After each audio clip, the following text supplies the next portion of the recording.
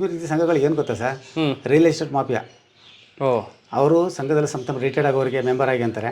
ಅವರೆಲ್ಲ ಲ್ಯಾಂಡ್ ತೊಗೋತಾರೆ. ನಾನು ಅವ್ರಿಗೂ ಕೂಡ ಈಗ 10 ಲಕ್ಷ ರೂಪಾಯಿ ವಿಷಯ ಹೇಳಿದೆ ಸರ್. ಅವರು ಕೂಡ ನಾನು 1 ಲಕ್ಷ ಕೊಡ್ತೀನಿ ಮಾಡಿ ಅಂದೆ. ಸುಮ್ಮನೆ ತೊಗೊಂಡು ಓಡಾಡೋರು ಏನೇ ಇಲ್ಲ, ಸುಮ್ಮನೆ ಜಗಳ ಮಾಡಿ ವಾಪಸ್ ಇಸ್ಕೊಂಬಂದೆ. ನಾವು SM ಕೃಷ್ಣ ಅಂತ ತಗೊಂಡೋಗಿ ಸಮ್ಮಿಶ್ರ ಅಂತ ನೋಡಿ ಧರಮ್ ಸಿಂಗ್ ಅವರು ಇವರು ಇದ್ದಾಗ ಇವರು ಬಂದಾಗ ಇಲ್ಲಿ ತುಂಬ ಫಸ್ಟ್ ಸ್ಟಾರ್ಟಿಂಗ್ ತುಂಬ ಓಡಾಡ್ತಿದ್ರು. ಇವ್ರನ್ನ ಮೀಟ್ ಮಾಡಿದ್ರು. ಇವರು ಸುತ್ತೂರಿಗೆ ಬನ್ನಿ, ನಾನು ಸುತ್ತೂರ್ಲಿದ್ದೀನಿ ಮಾತಾಡ್ತೀನಿ ಅಂತ ಹೇಳ್ಬಿಟ್ಟು ಹೇಳಿದ್ರು ಸರ್. ಒಂದು RX ಗಾಡಿ, ಅವನು ಹೆಲಿಕಾಪ್ಟ್ರು ಮೈಸೂರಿಂದ.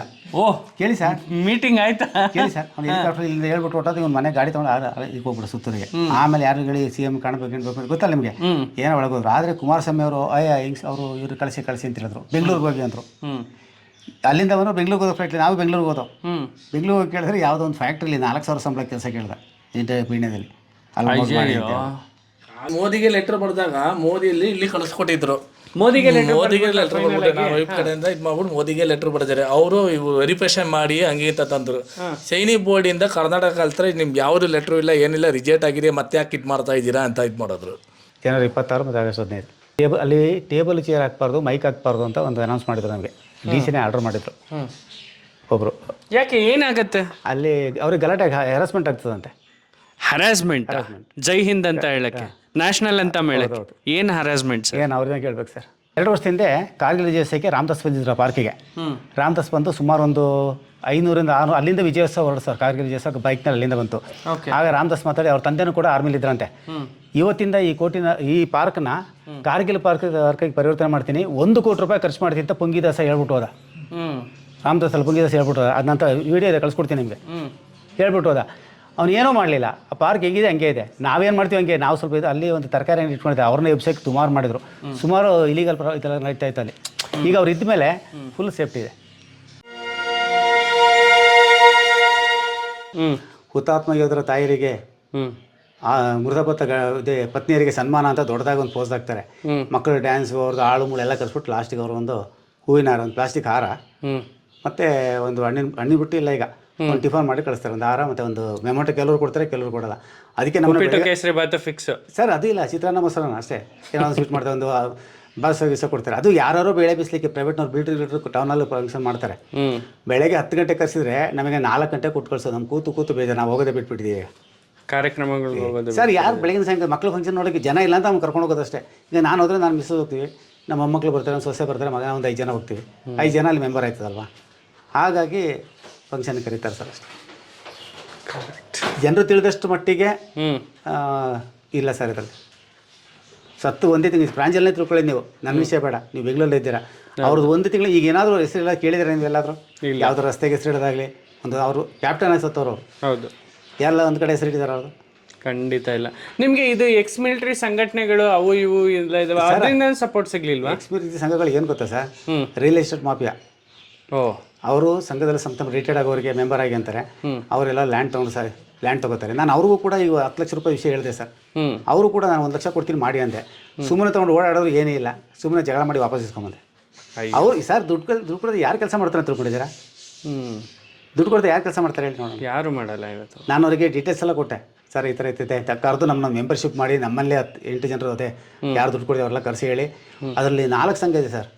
ಒಂದು ವೀರನಾರ್ಯರ ಸಂಘ ಅಂತ. ವೀರನಾರ್ಯರ ಸಂಘ ಅಂದರೆ ಈ ಗಂಡ ಸತ್ತವರು, ಅಂದರೆ ಡ್ಯೂಟಿ ಇಲ್ಲಲ್ಲ, ರಿಟೈರ್ಡ್ ಆಗಿ ಒಂದು ಸತ್ತವರು ಒಂದು ಸಂಘ ಮಾಡ್ಕೊಂಡಿದ್ದಾರೆ, ಏನಾದ್ರು ಇದು ಕೊಡ್ತಾರೆ ಅಂತೇಳಿ. ಅವ್ರು ಅಲ್ಲಿ ಇಲ್ಲಿ ಇದ್ರ ಜೊತೆ ಸೇರ್ಕೊಂಡು ಸಪೋರ್ಟ್ ಮಾಡಿ ಓಡೋದು. ಅವ್ರಿಗೇನು ಬೆನಿಫಿಟ್ ಇಲ್ಲ. ಅದಕ್ಕೊಂದು 1,000 ರೂಪಾಯಿ ಮೆಂಬರ್ಶಿಪ್ಪು ಮತ್ತು 150 ರೂಪಾಯಿ ಮಂತ್ಲಿ ಇಯರ್ಲಿ ಕೊಡಬೇಕದು. ಅಖಿಲ ಕರ್ನಾಟಕ ಮಾಜಿ ಸರ್ಕಾರ ಸೈನ್ಯ ಸಂಘ ಇದೆ. ಅದು ರಿಯಲ್ ಎಸ್ಟೇಟ್ ಮಾಫಿಯಾ.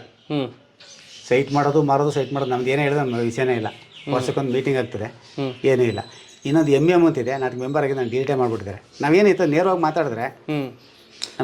ಮಾತಾಡಿದ್ರೆ ನೀವು ಸೈಡ್ಗೆ ಆಗ್ತಾರೆ ಸರ್. ನೋಡಿ SM ಕೃಷ್ಣ ಅವರು ಅದು ಪೇಪರ್ ಬಂದಿತ್ತು. ವೀರ ಯೋಧನ ಸೋದರನಿಗೆ KSRPಯಲ್ಲಿ ನೌಕರಿ. ನಿಮ್ಗ ಫಿಟ್ನೆಸ್ ಇಲ್ಲ, ಫಿಟ್ನೆಸ್ ಇಲ್ಲ ಅಲ್ಲ. ಈಗ ಮುಖ್ಯಮಂತ್ರಿ ಕೃಷ್ಣ ಭರವಸೆ ಕೊಟ್ಟಿದ್ರು. ನಾನು ಆಲ್ರೆಡಿ ಉತ್ತೀರ್ಣ ಆಗಿದ್ದೀನಿ, ಅವ್ನು ಪಾಸ್ ಆಗಿದ್ದ ಸರ್. ಆಮೇಲೆ ನೋಡಿ, ನಾವೇನೋ ಅವ್ನು ಮನೆಗೆ ಹೋಗಿಲ್ಲ, ನಮ್ಮ ಮನೆಗೆ ಬಂದಿದ್ದ ಅವ್ನು ವಿಶ್ವನಾಥ್. ಅವನು ಕೆಲಸ ಕೊಡ್ತೀನಿ ಅಂತ ಅಂದ ಸರ್. ನೋಡಿ ಇಲ್ಲೇ ಇದೆ. ನಾವೇನು ಕೇಳ್ಕೊಂಡು ಹೋಗಲಿಲ್ಲ, ಭಿಕ್ಷೆ ಕೇಳಿಲ್ಲ. ಜಮ್ಮುವಿನ ಗಡಿಯಲ್ಲಿ ಭಯೋತ್ಪಾದಕರ ಗುಂಡಿಗೆ ಬಲಿಯಾದ ಯೋಧ PK ಪ್ರಶಾಂತ್ ಕುಟುಂಬ ವರ್ಗದವರಿಗೆ ಸಚಿವ H ವಿಶ್ವನಾಥ್ ಸಾಂತ್ವನ ಅಷ್ಟೇ, ಕೆಲಸ ಇಲ್ಲ. ಕೆಳಗಡೆ ನೋಡಿ ಮೃತ ಯೋಧನ ಕುಟುಂಬಕ್ಕೆ ವಿಶ್ವನಾಥ್ ಸಾಂತ್ವನ ನಿಮಗೆ ಕೆಲಸ ಕೊಡ್ತೀವಿ ಅಂತ ಭರವಸೆ ಕೊಟ್ಟು ಹೋಗಿರೋದು ನಿಮ್ಮ ಮನೆಗೆ ಬಂದು. ಮನೆಗೆ ನಾವೇನು ಕೇಳ್ಕೊಂಡು ಹೋಗಿಲ್ಲ ಸರ್, ಭಿಕ್ಷೆ ಕೇಳಿಲ್ಲ ಅವನೇ. ಆದ್ರೆ ನೀವು ಒಂದ್ಸಲನೂ ಹೋಗ್ಲಿಲ್ವಾ ಸರ್ ನಾನು ಹೋಗಿದ್ದೆ, ನಾನು ಹೋಗಿ ಅಂದರು ನಿಮಗೆ ಪೆನ್ಷನ್ ಬರ್ತದೆ, ಪೇಮೆಂಟ್ ಸೆಟ್ಲ್ ಆಯ್ತಾ ಎಲ್ಲ ಅಂತ ಬಂತು, ಮತ್ತು ನಿಮಗೆ ಎಲ್ಲ ಕೊಟ್ಟರೆ ಕೆಲಸ ಯಾಕೆ ಅಯ್ಯೋ ಅಂತಂದ್ರು. ಅವ್ರು ನಾನೇ ಅಲ್ಲ, ಒಂದ್ ಜೀವಕ್ಕೆ ಬೆಲೆ ಇಲ್ವಾ ನಾನು ಕೇಳಿದೆ, ನಾನೇನು ಕೇಳ್ಕೊಂಬಂದಿದ್ದೆ ಸರ್, ನೀವೇ ಅಷ್ಟೇ ದುಡ್ಡೇ ಬೆಲೆ. ಹಂಗೆ ಅವ್ರಿಗೆ 15 ಲಕ್ಷ ಬಂದ್ರೆ ಅವ್ರ ಕುಟುಂಬ ಎಲ್ಲ ಆರಾಮಾಗಿರತ್ತೆ, ಅಷ್ಟೇ ಒಂದ್ ಜೀವಕ್ಕಿರೋ ಬೆಲೆ ಅಷ್ಟೇ. ಸರ್ ಈಗ 50 ರಿಂದ 80 ಲಕ್ಷದ ಬರ್ತದೆ. ಮತ್ತೆ ಕುಮಾರಸ್ವಾಮಿ ಅವರು CM ಆಗಿದ್ದಾಗ ಸರ್, ನಾವು SM ಕೃಷ್ಣ ಅಂತ ತಗೊಂಡೋಗಿ ಸಮ್ಮಿಶ್ರ ಅಂತ ನೋಡಿ, ಧರಮ್ ಸಿಂಗ್ ಅವರು ಇವರಿದ್ದಾಗ ಇವರು ಬಂದಾಗ ಇಲ್ಲಿ ತುಂಬ ಫಸ್ಟ್ ಸ್ಟಾರ್ಟಿಂಗ್ ತುಂಬ ಓಡಾಡ್ತಿದ್ರು. ಇವ್ರನ್ನ ಮೀಟ್ ಮಾಡಿದ್ರು. ಇವರು ಸುತ್ತೂರಿಗೆ ಬನ್ನಿ, ನಾನು ಸುತ್ತೂರಲ್ಲಿ ಇದ್ದೀನಿ ಮಾತಾಡ್ತೀನಿ ಅಂತ ಹೇಳ್ಬಿಟ್ಟು ಹೇಳಿದ್ರು ಸರ್. ಒಂದು RX ಗಾಡಿ, ಅವನು ಹೆಲಿಕಾಪ್ಟ್ರು ಮೈಸೂರಿಂದ. ಓಹ್, ಕೇಳಿ ಸರ್, ಮೀಟಿಂಗ್ ಆಯ್ತಾ? ಕೇಳಿ ಸರ್, ಅವ್ನು ಹೆಲಿಕಾಪ್ಟರ್ ಇಲ್ಲಿ ಹೇಳ್ಬಿಟ್ಟು ಹೊಟ್ಟೋದು ಇವ್ನು ಮನೆ ಗಾಡಿ ತೊಗೊಂಡು ಇದಕ್ಕೆ ಹೋಗ್ಬಿಡು ಸುತ್ತೂರಿಗೆ. ಆಮೇಲೆ ಯಾರು ಹೇಳಿ CM ಕಾಣಬೇಕು ಗೊತ್ತಲ್ಲ ನಿಮಗೆ, ಏನೋ ಒಳಗೋದ್ರು. ಆದರೆ ಕುಮಾರಸ್ವಾಮಿ ಅವರು ಹಿಂಗ್ಸ್ ಅವರು ಇವ್ರು ಕಳಿಸಿ ಅಂತ ಹೇಳಿದ್ರು. ಬೆಂಗಳೂರಿಗೆ ಹೋಗಿ ಅಂದರು. ಅಲ್ಲಿಂದ ಅವನು ಬೆಂಗಳೂರಿಗೆ ಹೋದೋ ಫ್ಲೈಟ್ಲಿ, ನಾವು ಬೆಂಗಳೂರಿಗೆ ಹೋದೋ. ಬೆಂಗಳೂರಿಗೆ ಹೋಗಿ ಕೇಳಿದ್ರೆ ಯಾವುದೋ ಒಂದು ಫ್ಯಾಕ್ಟ್ರಿಲಿ 4,000 ಸಂಬಳ ಕೆಲಸ ಕೇಳ್ದೆ ಪೀಣ್ಯದಲ್ಲಿ. ಅಲ್ಲಿ ಸರ್ ನಾವು ಆ ಥರ ಎಲ್ಲ ಅವಮಾನ ಮಾಡ್ತಾರ? ನಿಜವಾಗ್ಲೂ ಒಬ್ಬ ಯೋಧನ ಕುಟುಂಬಕ್ಕೆ ಈ ರೀತಿ ಎಲ್ಲ ಅವಮಾನಗಳಾಗ್ತವೆ ಸರ್. ನೀವು ತಿಳ್ಕೊಂಡ್ರಷ್ಟು, ಪಬ್ಲಿಕ್ ತಿಳ್ಕೊಂಡ್ರಷ್ಟು ಆರ್ಮಿಯವ್ರಿಗೆ ಅಷ್ಟು ಸುಲಭ ಕೆಲಸ ಸಿಕ್ಕಲ್ಲ. ಅದಕ್ಕೆ ನಾನು ಬೇಡವೇ ಬೇಡ, ಕೆಲಸ ಬೇಡ, ಏನು ಬೇಡ, ಗೌರ್ಮೆಂಟ್ ಸರಿಗಿಲ್ಲ ಅಂದ್ಬಿಟ್ಟು ಬನ್ನಿ ಗೌರ್ಮೆಂಟ್ ಕೆಲಸ ಬೇಡ ಅಂದ್ಬಿಟ್ಟು ಸರಿಗಿಲ್ಲ ಅಂದ್ಬಿಟ್ಟು ಬಂದಿದ್ದು ನಾನು ಬೇಡ ಅಂತ. ನಾವು ತಿಳ್ಕೊಳ್ಳೋದು ಒಂದಾದ್ರೆ ಇಲ್ಲಿ ರಿಯಾಲಿಟಿನೇ ಒಂದು. ಸರ್ ಇಲ್ಲಿ ಏನಾಗಿದೆ ಅಂದ್ರೆ, ನಾನು SM ಕೃಷ್ಣ ಅವರು ಹೇಳಿದ್ರು, ಪ್ಲಸ್ ಇವ್ರು ಮನೆಗೆ ಬಂದಿದ್ರು. ಇಲ್ಲಾಂದ್ರೆ 2 ಲಕ್ಷ ನಾವು ಕೊಟ್ಬಿಟ್ಟಿದೆ. ಈಗ ಅವ್ನಿಗೆ 60,000 ಸಂಬಳ ಇರ್ತಿತ್ತು. ಈಗ ರಿಟೈರ್ ಆಗ್ಬೋದಿತ್ತು. ಅವ್ನು 20 ವರ್ಷ ಸರ್ವಿಸ್ ಮಾಡಿ ವಾಲಂಟಿಯರ್ ಬರ್ಬೋದು. 30,000 ಎಷ್ಟು ಬ್ರದರ್ ನಿಮ್ಗೆ ಏಜು? ಈಗ 40 ಸರ್. ಪಾರ್ಟಿಯಲ್ಲಿ ನಮ್ಗೆ ಅನುಕಂಪದಲ್ಲಿ ಯಾವ್ದಾದ್ರು ಡ್ರೈವರ್ ಸಿಗುತ್ತೆ, ಅದೇ ಬೇಕು ಅಂತ. ಬಟ್ ಈಗಲೂ ಅದನ್ನು ಕೊಡಕ್ ರೆಡಿ ಇಲ್ವಾ? ನಾನು ಮೋದಿಗೆ ಲೆಟರ್ ಬರೆದಾಗ ಮೋದಿಯಲ್ಲಿ ಇಲ್ಲಿ ಕಳಿಸ್ಕೊಟ್ಟಿದ್ರು. ಮೋದಿಗೆ ಲೆಟರ್ ಬರ್ಬಿಟ್ಟು ನಾವು ವೈಫ್ ಕಡೆಯಿಂದ ಇದು ಮಾಡ್ಬಿಟ್ಟು ಮೋದಿಗೆ ಲೆಟರ್ ಬರೆದಿದ್ದಾರೆ. ಅವರು ಇವು ವೆರಿಫಿಕೇಶನ್ ಮಾಡಿ ಹಂಗೆ ಅಂತ ತಂದ್ರು. ಸೈನಿಕ್ ಬೋರ್ಡಿಂದ ಕರ್ನಾಟಕ ಕಲ್ತ್ರೆ ನಿಮ್ಗೆ ಯಾವುದು ಲೆಟ್ರು ಇಲ್ಲ, ಏನಿಲ್ಲ, ರಿಜೆಕ್ಟ್ ಆಗಿದೆ, ಮತ್ತೆ ಯಾಕೆ ಇದು ಮಾಡ್ತಾ ಇದ್ದೀರಾ ಅಂತ ಇದು ಮಾಡಿದ್ರು. ಮತ್ತೆ ಅದೇ ಬಿಟ್ಬಿಟ್ಟೆ. ತಲೆ ಯಾಕೆ ಕಳಿಸ್ಕೊಳ್ಳಿ ಬೇಕು, ಇವ್ರು ಯಾರು ಕೇಳಿಲ್ಲ. ನಾನು ಇವತ್ತು ನಮ್ಮೆಲ್ರಿಗೂ ಈ ವಿಡಿಯೋ ನೋಡೋರಿಗೆ ಆಶ್ಚರ್ಯ ಅನ್ಸುತ್ತೆ. ಮೋದಿಗೆ ಲೆಟರ್ ಸರ್, ನೀವು ಎಲ್ಲಾದ್ರೂ ಅವ್ರಿಗೆ ಏನೋ ಪ್ರಾಬ್ಲಮ್ ಇದೆ ನೋಡಿ ಅವ್ರ ಮನೆಯವ್ರದ್ದು ಅಂತ ಸೈನಿಕ್ ಬೋರ್ಡ್ ಲೆಟರ್ ಬಂತು. ಸೈನಿಕ್ ಬೋರ್ಡಿಂದ ಓಡ್ ಬಂದು ಏನೇನು ಲೆಟರ್ ಬಂತಿತ್ತಲ್ಲ ಸೈನಿಕ್ ಬೋರ್ಡಿಂದ ಬಂದ ತಕ್ಷಣ ಕರ್ನಾಟಕ ಕಳಿಸ್ಕೊಟ್ಟಿದ್ರು. ಎಲ್ಲಿ ವಿಧಾನಸೌಧದಲ್ಲಿ ಯಾವ್ದು ಪೋಸ್ಟ್ ಇಲ್ಲ, ಕಾಯಿಬೇಕಪ್ಪ ಹಂಗೆ ಅಂದ್ಬಿಟ್ಟು. KSRTC ಮಾಡ್ತೀವಿ ಅಂದರು. ಸರಿ ಆಯ್ತು, KSRTCನೇ ಮಾಡ್ತೀನಿ ಕೊಡಿ ಅಂದು. ಅವನು ಯಾವನ ಮೈಕಲ್ ಮಾತಾಡ್ಬಿಟ್ರೆ ನೀವೇನು ಬಂದು ಏನು ಕೊಡೋಕ್ಕೆ ನೆನಪಿದೆಯಾ? ಸೈನಿಕ್ ಬೋರ್ಡಲ್ಲಿ ಮಾತಾಡಿದ್ದು KSRTC ಮಾಡ್ಕೊಡ್ತೀನಿ ನಾನು. ಅದು ನೀವೇ ಯಾರು ಕೇಳೋಕ್ಕೆ, ನೀವೇನಿಲ್ಲ, ಲೆಟ್ರು ಅಲ್ಲೇ ಬರ್ಸ್ಕೊಬಂದು ಎದುರುಗಡೆ ಕೊಡಬೇಕು ಅಂದ್ರೆ ಅಲ್ಲಿ ಕೇಳುವಾಗ ನೀವು ಕೇಳ್ಬೋದಿತ್ತಲ್ವ ಸರ್? ಸರ್ ಇದು ಬಿಡಿ, ನಮಗೆ ಚಾಮುಂಡಿ ಸ್ಟೇಡಿಯಮಲ್ಲಿ ಒಂದು ಸನ್ಮಾನ ಮಾಡಿದ್ರು. ಇದು ಇಂಪಾರ್ಟೆಂಟು. ಚಾಮುಂಡೇಶ್ವರಿ ಸ್ಟೇಡಿಯಮಲ್ಲಿ ಒಂದು ಫಂಕ್ಷನ್ ಮಾಡಿದ್ರು. ಎಕ್ಸರ್ವಿಸ್ಮೆನ್ನೇ ಅವ್ರ ಸಂಘದ 2006ರಲ್ಲಿ ಜನವರಿ 26ಕ್ಕೆ ಒಂದು ಫಂಕ್ಷನ್ ಮಾಡಿದ್ರು. ಏನು ಫಂಕ್ಷನ್ ಸರ್? ಜನವರಿ 26ಕ್ಕೆ ಮಾಮೂಲಿ ನಮ್ಮ ರಿಪಬ್ಲಿಕ್ ಡೇಗೆ ಮಾಡಿಬಿಟ್ಟು ನಮ್ಮನ್ನು ಮಾಳಿಕೆ ಶಂಕರ್ ಅಂತ ಒಬ್ಬರು ತಹಸೀಲ್ದಾರ್ ಇದ್ದರು, ಮೈಸೂರಲ್ಲಿ ಪ್ರೆಸೆಂಟು. ಅವರು ಜೀಪ್ ಕೊಟ್ಬಿಟ್ಟು ನನ್ನನ್ನು ಇವರು ಕರ್ಕೊಂಡೋದ್ರು ಅಲ್ಲಿಗೆ. ನನ್ನ ಸ್ಟೇಜ್ ಕೂರಿಸ್ಲಿಲ್ಲ. ಈ ಥರ ಒಂದು 10 ಜನರು ಅವರೆಲ್ಲ ಇದ್ದಾರೆ, 10 ಜನರ ಸ್ಟೇಜ್ ಮೇಲೆ ಕೂರಿಸಿದ್ರು. ಒಂದು ಹಣ್ಣಿನ ಬಗ್ಗೆ ಒಂದು ಸಾಲು, ಒಂದು ಸ್ಟೀಲ್ದು ಕಪ್, ಅಂದರೆ ಮೆಡಲ್ ಮೊದಲು ಬರ್ತದೆ ನೋಡಿ, ಅದೊಂದು ಕೊಟ್ಟರು. ಕೊಟ್ಟಾದ್ಮೇಲೆ ಅವರು ಪ್ಲಾಸ್ಟಿಕ್ ಇದು ಬ್ಯಾಗ್ ಕೊಟ್ಟರು, ಅದು ಹಾಕೊಂಡ್ರು. ನಾನು ಅರ್ಜೆಂಟಲ್ಲಿ ಎದ್ದು ಮಾಳಿಕೆ ಶಂಕರ್ ಜೀಪಲ್ಲಿ ಕಳಿಸ್ಕೊಟ್ರು, ಬಂದು ಇಲ್ಲಿಲ್ಲ. ಮತ್ತೆ ನಾನು ಬಿಟ್ಟು ಎಲ್ಲಿ ಮರ್ತೋದು ಅಂತ ಕೇಳಿದ್ರೆ, ನಿಮಗೆ ಎಲ್ಲರ ಮುಂದೆ ಕೊಟ್ಟಿದ್ದಷ್ಟೇ, ನಾನು ದುಡ್ಡು ಕೊಟ್ಟು ನೀವು ಕೊಡಬೇಕು ಅಂತಿಲ್ಲ ಅಂದರು. ಈ ಥರ ಅವಮಾನ ಸಹಿಸ್ಕೊಂಡು ಇದು ಯಾರಿಗೂ ಆಗಿಲ್ಲ ಅಲ್ಲ. ಈ ಥರ ಯಾರೆಲ್ಲ ಉಂಟಾ?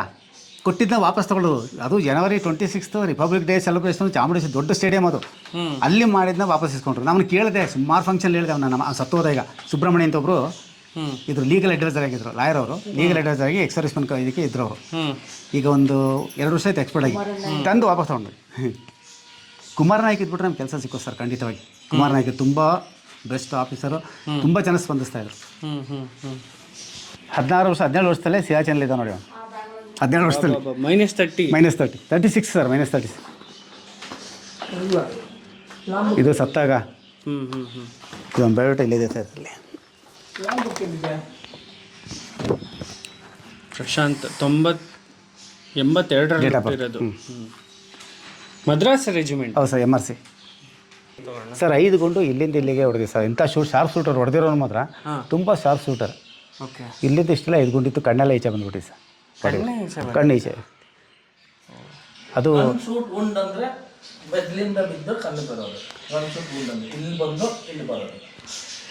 ಕಲ್ಲ ಇಲ್ಲೇ ಬಿದ್ದಿತ್ತು. ಅಲ್ಲ, ಮೆದ್ಲಿಂದ ಬುಲೆಟ್ ಆಚೆ ಬಂದಿತ್ತು ಸರ್. ಬುಲೆಟ್ ಹಿಂದೆಯಿಂದ ಹೊಡೆದಿರೋದು ಸರ್. ಈ ಬುಲೆಟ್ ಹೊಡೆದ್ರೆ ಈಗ ನಿಮಗೆ ಫ್ರಂಟಲ್ಲಿ ಒಂದು ತೂತು ಮಾತ್ರ ಆಗ್ತದೆ ಅಷ್ಟೇ, ಬುಲೆಟ್ ಇಷ್ಟು ಅಷ್ಟು ಮಾತ್ರ ತೂತು ಆಗ್ತದೆ. ಹಿಂದೆ ಬೆನ್ನಲ್ಲಿ ಎತ್ಕೊಂಡು ಹೋಗ್ಬಿಡ್ತೀನಿ ಎಲ್ಲ ಪೂರ್ತಿ ಏನಿರಲ್ಲ, ಈ ಪೊಸಿಷನ್ ಏನಿರಲ್ಲ ಹೋಗ್ಬಿಡ್ತದೆ. ಮರಳು ಚೀಲ ಕೊಡಿದ್ರೆ ಮರಳು ಚೀಲ ಇಟ್ಟು ಹೊಡೆದ್ರೆ, ಸಿಮೆಂಟ್ ಚೀಲ ಮರಳು ಚೀಲ ಇಟ್ಟರೆ ಮುಂದೆ ತೂತು ಮಾತ್ರ ಕಾಣ್ತದೆ, ಹಿಂದೆ ಎಲ್ಲ ಎದ್ದು ಹೋಗ್ತದೆ, ಪೂರ್ತಿ ಹೋಗ್ಬಿಡ್ತದೆ. ಮನುಷ್ಯನಿಗೂ ಅಷ್ಟೇ, ಇಲ್ಲಿ ಬರೀ ಒಂದು ಇಷ್ಟೇ ಒಂದು ರೌಂಡ್ 1 ಇಂಚ್ ಅರ್ಧ ಇಂಚ್ ಇರ್ತದೆ, ಹಿಂದೆ ಏನೂ ಇರಲಿಲ್ಲ, ಪಾರ್ಟ್ಸ್ ಎಲ್ಲ ಹೋಗ್ಬಿಡ್ತದೆ ಹಿಂದೆ, ಏನು ಬೆನ್ನಿಗೇನಲ್ಲ ಪೂರ್ತಿ ಏನು ಇದು ಪೂರ್ತಿ ಹೊಟ್ಟೋಗ್ತದೆ. ಮತ್ತೆ ಮಗನಿಗೆ ಹಂಗಾದ್ರೆ ಫೈರ್ ಆಗಿರೋದು ಹೆಡ್ಗೆ. ಹೌದು ಸರ್. ಏನು ಅವನಿಗೆ ಕಣ್ಣು ಆಚೆ ಬಂದ್ಬಿಡಿತಾ ಬ್ರದರ್? ಅವನಿಗೆ ಏನಾಗಿದೆ ಅಂತ ಗೊತ್ತಿಲ್ಲ, ಆ ಥರ ಆಗ್ಬಿಟ್ಟಿದೆ. ಈಗ ಮೊನ್ನೆ ವಯನಾಡಿನಲ್ಲಿ ಹೊರಟೋದ್ರು ನೋಡಿ, ಮಲಗಿದವರು, ಆ ಥರ ಆಗ್ಬಿಟ್ಟಿದೆ. ಯಾರಿಗೇನಾಯ್ತು ಏನು ಗೊತ್ತಿಲ್ಲ. ನಿಮ್ಗೆ ಎಕ್ಸ್ಪ್ಲನೇಷನ್ ಕೊಡಲ್ವಾ ಅವರು ಮಿಲಿಟರಿ ಅವರು? ಅವ್ರು ಏನು ಹೇಳಲ್ಲ ಸರ್. ಹಾಂ, ಅಲ್ಲ ಮಿಲಿಟರಿ ಅವ್ರು ಏನು ಎಕ್ಸ್ಪ್ಲನೇಷನ್ ಕೊಡಲ್ವಾ? ಅವ್ರ ಜೊತೆಲಿ ಯಾರಿದ್ರು, ಈಗ ನಂಜನಗೌಡ ಒಬ್ಬ ಹುಡುಗ ಇದ್ದ, ಅವ್ನ ಜೊತೆಲಿ ಸೀನಿಯರ್, ಅವನು ನಮಗೆ ಇದೆಲ್ಲ ಹೇಳಿದ್ದು. ಅಲ್ಲ ಹೋಗ್ಲಿ, ಅಲ್ಲ ಸರ್, ಒಬ್ಬ ಸತ್ತ ಅಂತ ಅಂದ್ರೆ ಆತನ ಮನೆಯವ್ರಿಗೆ ಅಟ್ಲೀಸ್ಟ್ ಒಂದ್ ಸ್ವಲ್ಪ ಇಲ್ಲ ಇಂತ ಇದಕ್ಕೆ ಹೋಗಿ ಫೈರಿಂಗ್ ಆಯ್ತು, ಇಂಥವ್ರು ಫೈರ್ ಅದು ಒಬ್ರು ಸುಬೇದಾರ್, ಒಬ್ಬರು ಸಬ್ ಇನ್ಸ್ಪೆಕ್ಟರ್ ಆಯ್ತು, ಮತ್ತೆ ಒಂದು 6 ಕಾನ್ಸ್ಟೇಬಲ್ ಎಲ್ಲ ಕಳಿಸಿರ್ತಾರೆ ಜೊತೆಲಿ ಇಲ್ಲಿಗೆ. ಹೌದು, ಅವ್ರ ಜೊತೆಲಿ ಬಂದು ಬಾಡಿ ಬಾಡಿ ಸರೆಂಡರ್ ಮಾಡ್ತಾರೆ. ಸರೆಂಡರ್ ಮಾಡಿಬಿಟ್ಟು ಲಾಸ್ಟ್ ಅಲ್ಲಿ ಸ್ಮಶಾನ ಕೂಡ ಬರ್ತಾರೆ ಅವ್ರು. ಬಂದು ಅವ್ರು ಏನು ರೂಲ್ಸ್ ಇದೆ ಅದು ಮಾಡ್ತಾರೆ. ಇಲ್ಲಿ ಪೊಲೀಸ್ ಏನು ಫೈರಿಂಗ್ ಮಾಡ್ತಾರೆ, ಮಾಡಾದ್ಮೇಲೆ ಆ ಫ್ಲಾಗ್ನ ತೆಗೆದು ನಮ್ಮ ಕೈ ಕೊಡ್ತಾರೆ. ಅವ್ರ ಮೇಲೆ ಬಾಡಿ ಒಸಿ ಫ್ಲಾಗ್ ಹಾಕಿರ್ತಾರಲ್ಲ, ಅದನ್ನು ನಮ್ಮ ಕೈಲಿ ಕೊಡ್ತಾರೆ. ಕೊಟ್ಟಾದ್ಮೇಲೆ ನಾವು ಅವ್ರನ್ನ ಕೇಳಿದ್ರೆ ಅವ್ರು ಎರಡೇ ಮಾತು, ಈ ಥರ ಆಯಿತು, ಇನ್ಸಿಡೆಂಟ್ ಆಯಿತು, ನಮ್ಮವ್ರಿಷ್ಟು ಅವ್ರಿಷ್ಟು ಅಂತ ಅಷ್ಟ್ಬಿಟ್ರೆ ಏನಾಯಿತು ಏನು ಅದೇನು ಹೇಳಲ್ಲ. ಮತ್ತೆ ಅದು ಹೇಳಂಗಿಲ್ವಾ? ಅದು ಮಿಲಿಟರಿ ಸೀಕ್ರೆಟಾ? ಅದು ನಮಗೂ ಗೊತ್ತಿಲ್ಲ ಸರ್ ಒಟ್ಟಿನಲ್ಲಿ. ಯಾಕಾಯ್ತು, ಏನಾಯ್ತು, ಎಷ್ಟೊತ್ತಿಗಾಯ್ತು, ಎಷ್ಟು ಬುಲೆಟ್ ಬಿದ್ದಿತ್ತು ನಿಮ್ಮ ಮಗನಿಗೆ, ಪೋಸ್ಟ್ ಮಾರ್ಟಮ್ ರಿಪೋರ್ಟ್, ಈಗ ಏನು ನಥಿಂಗ್ ಸರ್. ಒಂದು ಬೆಟಲ್ ಕ್ಯಾಸುಲಿಟಿ ಇದ್ದು ಸರ್ಟಿಫಿಕೇಟ್ ಬರ್ತದೆ ಸರ್. ಡೆತ್ ಸರ್ಟಿಫಿಕೇಟ್, ಅದು ಬೆಟಲ್ ಬೇರೆಯವರಿಗೆ ಡೆತ್ ಸರ್ಟಿಫಿಕೇಟು. ಈ ಹುತಾತ್ಮ ಯೋಧರಿಗೆ ಬೆಟಲ್ ಕ್ಯಾಸುಲಿಟಿ ಅಂತ, ಅದಕ್ಕೆ ತುಂಬ ಬ್ಯಾಟಲ್ ಕ್ಯಾಸುಲಿಟಿ ಅದು ತುಂಬ ಮಹತ್ವ. ಅದು ತೋರಿಸಿದ್ರೆ ಅದಕ್ಕೆ ಗೊತ್ತಾಗ್ಬಿಡ್ತದೆ ಅವರಿಗೆ, ಬೇರೆಯವ್ರು ಕೊಡಲ್ಲ ಅದು. ನೀವೀಗ ಅದು ಬರೀ ಆರ್ಮಿ ಅವ್ರಿಗಲ್ಲ, ಬಾರ್ಡರ್ಲಿ ಇನ್ಸಿಡೆಂಟ್ಲಿ ಸತ್ತವ್ರಿಗೆ ಮಾತ್ರ ಅದು ಬ್ಯಾಟಲ್ ಕ್ಯಾಸುಲಿಟಿ, ಡೆತ್ ಸರ್ಟಿಫಿಕೇಟ್. ಬೇರೆಯವರಿಗೆ death certificate, normal death certificate. Okay, ಅದನ್ನ ತೋರಿಸಿದ್ರೇನೆ ಗೊತ್ತಾಗ್ಬಿಡುತ್ತೆ ಇದು ಒಬ್ಬ ಸೋಲ್ಜರ್ ಅಂತ. ಅಲ್ಲ, ಇವನು ಹುತಾತ್ಮ ಅಂತ. ಹುತಾತ್ಮ ಅಂದ್ರೆ ಇವನಲ್ಲಿ ಎಕ್ಸ್ಪರ್ಟ್, ದೇಶಕ್ಕೋಸ್ಕರ ಸತ್ತಿದ್ದಾನೆ ಅಂತ.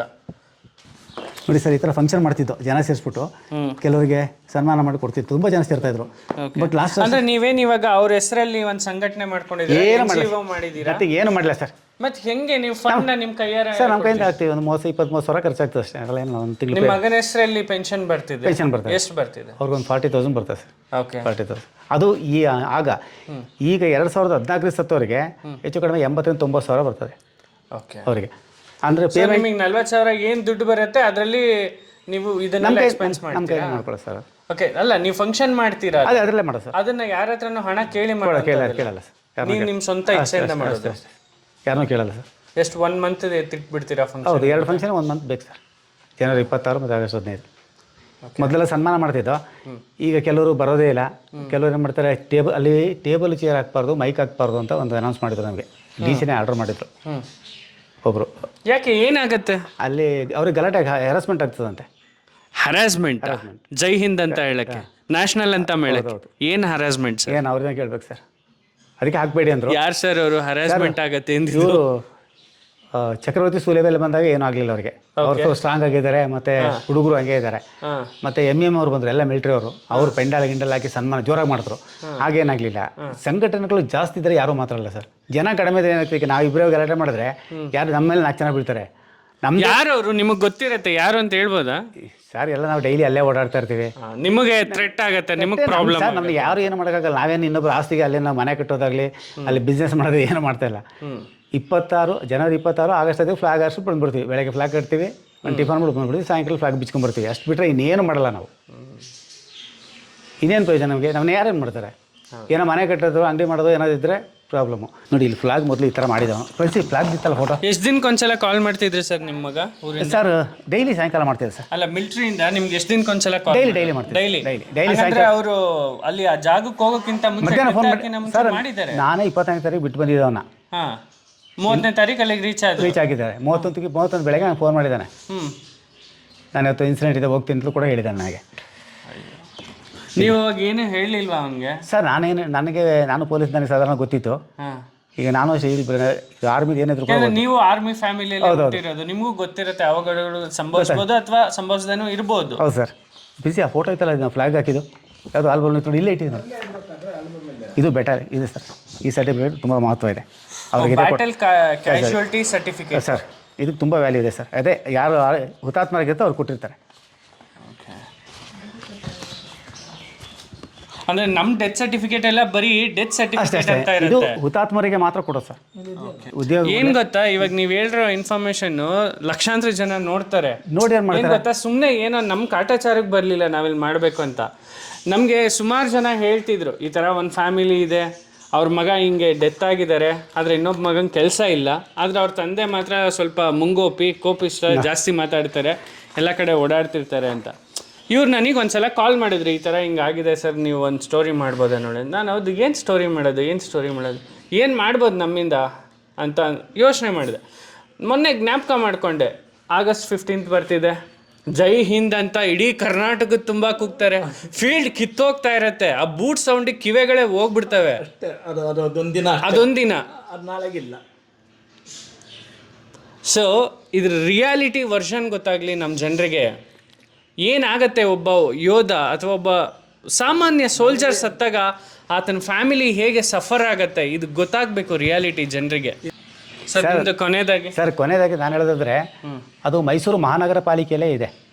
ಅಲ್ಲಿ ಕಾರ್ಪೊರೇಟರ್ ಒಬ್ರು ಇದ್ದಾರೆ, ಆ ಏರಿಯಾಕ್ಕೆ ಒಂದು ಕಾರ್ಪೊರೇಟರ್ ಅಂತ ಇದ್ದೇ ಇರ್ತಾರೆ ಮಹಾನಗರ ಪಾಲಿಕೆ ಅಂತ ಆದಮೇಲೆ.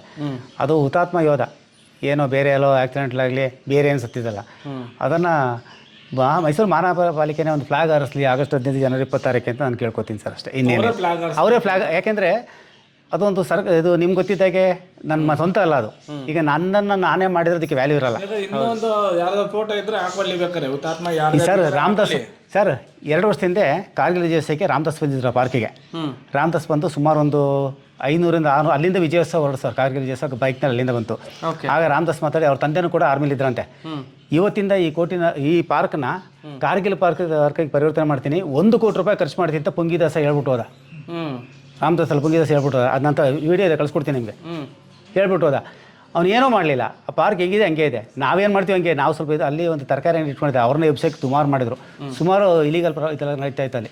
ಈಗ ಅವ್ರು ಇದ್ಮೇಲೆ ಫುಲ್ ಸೇಫ್ಟಿ ಇದೆ ಅಲ್ಲಿ. ಈಗ ನಾವು ಕೇಳೋದು ಇಷ್ಟೇ ಸರ್, ಕೊನೆಯದಾಗಿ ಮೈಸೂರು ಮಹಾನಗರ ಪಾಲಿಕೆಯವರೇ ಆ ಫ್ಲಾಗ್ನ ಆರಿಸ್ಕೊಂಡು August 15 ಜನವರಿ 26 ಮಾಡ್ಕೊಂಡು ಹೋಗಲಿ ಅಂತ. ಎಲ್ಲೋ ಸಂಘ ಸಂಸ್ಥೆ ಸರ್, ಆಟೋ ರಿಕ್ಷಾದವರು ಅವರು ಒಂದು ಕಟ್ಟೆ ಮಾಡ್ಕೊಂಡು ಅಲ್ಲಿ ಫ್ಲಾಗ್ ಹಾರಿಸ್ತಾರೆ. ಹೌದು, ಆಟೋ ರಿಕ್ಷಾದವರು.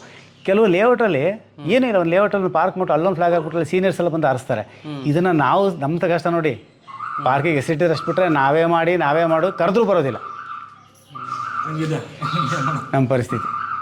ಜಾಬ್ ಸರ್ ಜಾಬು 40 ವರ್ಷ ಆಯಿತು, ಈಗಲೂ ಏನಾದರೂ ಡಿ ಗ್ರೂಪ್ ಕೊಟ್ಟರು ಮಾಡ್ತಾರೆ ಸರ್. ಡಿ ಗ್ರೂಪ್ ಅಂತ ಗೊತ್ತಲ್ಲ, ಗೊತ್ತು, ಅದಕ್ಕೂ ಆದರೂ ಮಾಡ್ತಾರೆ ಸರ್. ಬಟ್ ಒಂದು ಕೆಲಸ ಬೇಕು ನಿಮ್ಮ ಫ್ಯಾಮಿಲಿ.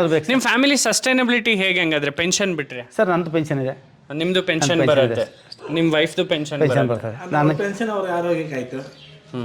ಅವ್ರಿಗೆ ಹೈ ಶುಗರ್ ಇದೆ, 3 ಟೈಮ್ ಇಂಜೆಕ್ಷನ್ ತೊಗೊಳ್ತಾರೆ. ಈ ಮಗ ಸತ್ಮೇಲೆ ಅಂತೂ ಹೈ ಶುಗರ್, 3 ಟೈಮ್ ಇಂಜೆಕ್ಷನ್ ತೊಗೊಳ್ತಾರೆ. ಈಗ ನಾವು ಅವ್ರು ಏನೂ ಕೇಳೋದಿಲ್ಲ. ಈಗ ನನಗೊಂದು 35,000 ಪೆನ್ಷನ್ ಬರ್ತದೆ, ಮತ್ತು ಮೇಲೆ ಒಂದು ಮನೆ ಬಾಡಿಗೆ ಕೊಟ್ಟಿದ್ದೀವಿ, ಈಗ ಅದು ಖಾಲಿಯಾಗಿದೆ ಮೇಲೆ. ಅದರಿಂದ ನಿಮ್ಮ ಸಂಸಾರ ನಡೆಸ್ತಾ ಇದ್ದೀರಿ. ಕೆಲಸ ಇತ್ತು ಸರ್. ಆಗ ಸಿಕ್ಕಿದ್ದು ಒಂದು ಬಂದಾಗ 15 ಲಕ್ಷನೇ ಸಿಕ್ಕಿದ್ದು ನಮಗೆ. ಆಗ 15 ಲಕ್ಷ 35,000ಕ್ಕೆ ಈ ಮನೆ ತೊಗೊಂಡಿದ್ದು, ಇಂಟೀರಿಯರ್ ಮೇಲೆ ಕಟ್ಟಿರಲಿಲ್ಲ, ಅದರಲ್ಲೇ ಮೇಂಟೈನ್ ಮಾಡ್ಕೊಂಡು ಬಂದಿದ್ದು. ನಾವು ಏನೋ ಅದು ಬುದ್ಧಿವಂತ ಉಪಯೋಗಿಸಿ ತೊಗೊಂಡಿದ್ದಕ್ಕಾಯಿತು. ಈಗ 15 ಲಕ್ಷ 23 ಸೈಟ್ ಕೂಡ ಸಿಗ್ತಾಯಿಲ್ಲ ಮೈಸೂರು ರೇಂಜಲ್ಲಿ, ಎಲ್ಲೂ ಸಿಗ್ತಾಯಿಲ್ಲ. ಎಲ್ಲ 3,000 ರೂಪಾಯಿ ಸ್ಕ್ವೇರ್ ಫೀಟ್, 3,000 30 ಲಕ್ಷ 18 ಲಕ್ಷ ಇದೆ ಎಲ್ಲದು ಇಂಟೀರಿಯರ್ ಎಲ್ಲದು ಹೋದರೆ. ಏನೋ ನಮಗೆ ಮನೇಲಿ ಬರ್ದಿತ್ತಿಲ್ಲಿ ತೊಗೊಂಡಿದ್ದೀವಿ. ಈಗ ಬಂದವರೆಲ್ಲ ಈ ಮನೆನೇ ಹೈಲೈಟ್ಸ್ ಮಾಡ್ತಾರೆ, ಈ ದೊಡ್ಡ ಮನೆ ಇದೆಯಲ್ಲ ಇವ್ರಿಗೆ ಯಾಕೆ ಬೇಕು, ಇವ್ರಿಗೆ ಯಾಕೆ ಕರಿಬೇಕು, ಇವ್ರನ್ನ ಯಾಕೆ ನೋಡಬೇಕು ಅಂತ ಈಗ ಹೇಳ್ತಾರೆ ಸರ್. ಅಂದರೆ ಗೊತ್ತಾಯ್ತು ಹೈಲೈಟ್ ಅಷ್ಟೇ. ಓ, ಚೆನ್ನಾಗಿ ನೋಡೋಕೆ ಚೆನ್ನಾಗಿ ಒಳ್ಳೆ ಮನೆಯಲ್ಲಿದ್ದಾರೆ, ಇವ್ರಿಗೆ ಏನಾಗಿದೆ ಇದೆಲ್ಲ ಮಾಡುವಂಥದ್ದು ಅಂತ. ಈಗ ನಾವೇನೋ ನಮ್ಮ ಫ್ರೆಂಡ್ಸ್ಗಳಿದ್ರೆ ಅವ್ರು ಕಟ್ಟಿ ಪೆನ್ಷನ್ ಎಲ್ಲ ಮನೆ ಮಾಡ್ತಾರೆ, ಯಾರಿಗೂ ಗೊತ್ತಿಲ್ಲ, ಐತೆ ಅಷ್ಟೇ ಹಂಗಂತ ಬರ್ತಿತ್ತು. ಲೋನ್ ನೋಡಲ್ಲ, ಮನೆ ಮಾತ್ರ ನೋಡ್ತಾರೆ ಸರ್. DCFC ಹತ್ರ ವಾರ್ ಮೆಮೋರಿಯಲ್ ಅಂತ ಮಾಡ್ತಾ ಇದ್ದಾರೆ. ಅದರಲ್ಲಿ ಎಲ್ಲ ಸತ್ತೋರು ಹೆಸರಾಗ್ತಾರೆ. ಇನ್ನೂ ಅದು 4 ವರ್ಷದಿಂದ ನೆನೆಗುದಿಗೆ ಬಿದ್ದಿದೆ. ಒಬ್ಬರು ಎಕ್ಸರ್ವಿಸ್ ಮ್ಯಾನು ಚಾಮರಾಜನಗರ DC ಆಗಿದ್ದರು, ಅವ್ರಿಗೆ ಎಷ್ಟೋ ಕ್ಯೂಬಿಕ್ ಮೀಟ್ರ್ ಕಲ್ಲನ್ನ ಫ್ರೀ ತರಿಸ್ಕೊಟ್ಟಿದ್ದಾರೆ. ತರಿಸಿ ಹಾಕಿದ್ರು ಅಷ್ಟೇ, ನನಗೆ ಯಾರೂ ಮಾಡಲಿಲ್ಲ. ಇನಾಗ್ರೇಷನ್ ಮಾಡಿದ್ರೆ ಎಲ್ಲ ಮಾಡಿದ್ರು ಕಲ್ಲು ಹಂಗೆ ಬಿದ್ದೆ. ಕೆಲಸ ಮಾಡ್ತೀನಿ ಅಂತಾರೆ, ಮಾಡಿಲ್ಲ ಸರ್. ಅಲ್ಲೆಲ್ಲ ಹೆಸರಾಗ್ತಾರೆ. ಇಂಡಿಯಾ ಗೇಟಲ್ಲಿ ಏನೋ ನಿಮ್ಮ ಮಗನ ಹೆಸರಿದೆ ಅಂತ. ಇಂಡಿಯಾ ಗೇಟ್ಲಿ ಹೆಸರಿದೆ ಸರ್. ಮತ್ತು ಊಟಿ ವೆಲ್ಲಿಂಗ್ಟನ್ನಲ್ಲಿ ವಾರ್ ಮೆಮೋರಿಯಲಲ್ಲಿ 132 ನಂಬರ್ಲಿ ಒಂದು ಹೆಸರಿದೆ ಸರ್. 132 ನಂಬರ್ಲಿ ನಾವು ಮೊನ್ನೆ ಹೋಗಿ ನೋಡ್ದೋ, ಪ್ರಶಾಂತ್ AP ಅಂತ. ಅದು ಒಂದೊಂದು ಇನ್ಸಿಡೆಂಟಿಗೆ ಒಂದು ಹೆಸರಾಗ್ತಾರೆ. ಒಂದು ಆಪ್ರೇಷನ್, ಈಗ ಸುನಾಮಿ ಬರ್ತದೆ ನೋಡಿ ಸರ್, ಹಾಗೆ ಅದಕ್ಕೊಂದು ಹೆಸರಾಗ್ತಾರಲ್ಲ. ಇವನು ಆಪರೇಷನ್ ರಕ್ಷಕ ಅನ್ನೋದ್ರಲ್ಲಿ ಸತ್ತಿರೋದು ಅವನು. ಆಪರೇಷನ್ ರಕ್ಷಕ ಅಂತ ಅಲ್ಲಿ ಇಂಡಿಯಾ ಗೇಟ್ಲಿ ಹೆಸರಿದೆ ಸರ್. ಪ್ಲಸ್ ಊಟಿಯಲ್ಲಿದೆ. ಅದು ಬಿಟ್ಟರೆ ವಾರ್ ಮೆಮೋರಿಯಲ್ ಬೆಂಗಳೂರು ಇದೆ ನೋಡಿ, ರಾಜಭವನದಿಂದ ಅಲ್ಲಿ ಮುಂದೆ ಎಲ್ಲ ಹೋಗಬೇಕು, ಅಲ್ಲಿದೆ. ಅಲ್ಲೂ ಕೂಡ ಪ್ರಶಾಂತ್ OP ರಕ್ಷಣಾ ಸತ್ಯ ಅಂತೇಳಿ 1948ರಿಂದ 2014 ಯಾರು ಸತ್ತ ಅವ್ರ ಹೆಸರು ಹಾಕಿದ್ದಾರೆ ಸರ್. ಅಲ್ಲೂ ಕೂಡ ಅವನ ಹೆಸರಿದೆ ಸರ್. ಏನಿದು ಆಪರೇಷನ್ ರಕ್ಷಕ ಅಂತ ಕರೆದ್ರ ಇದನ್ನ? ಈ ಆಪರೇಷನ್ ಮುಗಿದ್ಮೇಲೆ ಒಂದೊಂದು ಆಪ್ರೇಷನ್ಗೆ ಹೋಗೋಗ್ಲೇ ಹೆಸರಿಟ್ಬಿಡ್ತಾರೆ. OP ರಕ್ಷಕು ಏನೋ ಒಂದು ಹೆಸರಿರುತ್ತೆ. ಇದು OP ರಕ್ಷಕನಲ್ಲೇ ಸತ್ತಿ ಸರ್ ಅವನು. ಕೊನೆಯಲ್ಲಿ ನಿಮಗೆ OP ರಕ್ಷಕ್ ಹೆಂಗೆ ಎಂಡ್ ಆಯಿತು ಏನು ಎಲ್ಲ ಡೀಟೇಲ್ ಆಗಿ ತಿಳ್ಕೊಂಡ್ರ ನೀವು? ಏನಿಲ್ಲ, ಯಾರು ಹೇಳೋರು ಬೇಕಲ್ಲ ಸರ್. ಅದನ್ನು ಹೇಳಲ್ಲ ನಿಮಗೆ. ಆರ್ಮೇಲೆ ಸತ್ತೋದು ಅಷ್ಟೇ ಸರ್. ಇನ್ನು ಪೆನ್ಷನ್ಗೆ ಹೋಗಿ ಸ್ವಲ್ಪ ನೀವು ಚಾಲಕಾಗಿ ಹಿಂದಿ ಇಂಗ್ಲೀಷ್ ಮಾತಾಡ್ತಿದ್ರೆ ಚೆನ್ನಾಗಿ ಮಾತಾಡ್ತಾರೆ. ನೀವೇನು ಗೊತ್ತಿಲ್ಲ ಅಂದರೆ ಅವ್ರು ಏನಾದರೆ ಜಾವ ಬೈಟೋ ಅಂತಾರೆ, ಮುಗಿದೋಯ್ತು. ಇನ್ನು ಯಾರಾದ್ರೂ ನಮ್ಗೆ ಗೊತ್ತಿರಬೇಕು, ಅವ್ರಿಗೇನಾದ್ರು ಹೇಳಿ ಸರ್, ನಾವು ಅವ್ರಿಗೆ ಹೇಳಿ ಅವ್ರಿಗೆ ಟ್ರಾನ್ಸ್ಲೇಷನ್ ಮಾಡಿ, ಇಲ್ಲಾಂದರೆ ಎರಡೇ ಮಾತು ಮುಗಿದೋಯ್ತು. ತುಂಬ ಕಷ್ಟ ಇದೆ ಸರ್ ಅದರಲ್ಲಿ. ನೀವು ತಿಳಿದಷ್ಟು ಪಬ್ಲಿಕ್ ತಿಳಿದಷ್ಟು ಸುಲಭ ಆಗಿಲ್ಲ. ನಾವು ಪಬ್ಲಿಕ್ ಏನು ತಿಳ್ಕೊತಾರೋ ದುಡ್ಡು ಬರ್ತದೆ, ಪೆನ್ಷನ್ ಬರ್ತದೆ, ಹಂಗೆ ಮಾಡ್ತೀವಿ ಅಂತೇಳಿ ತೊಗೊಳ್ಬೇಕ್ರೆ ಏನು ಕಷ್ಟ ಇದೆ ಅಂತ ಅವ್ರಿಗೆ ಗೊತ್ತು.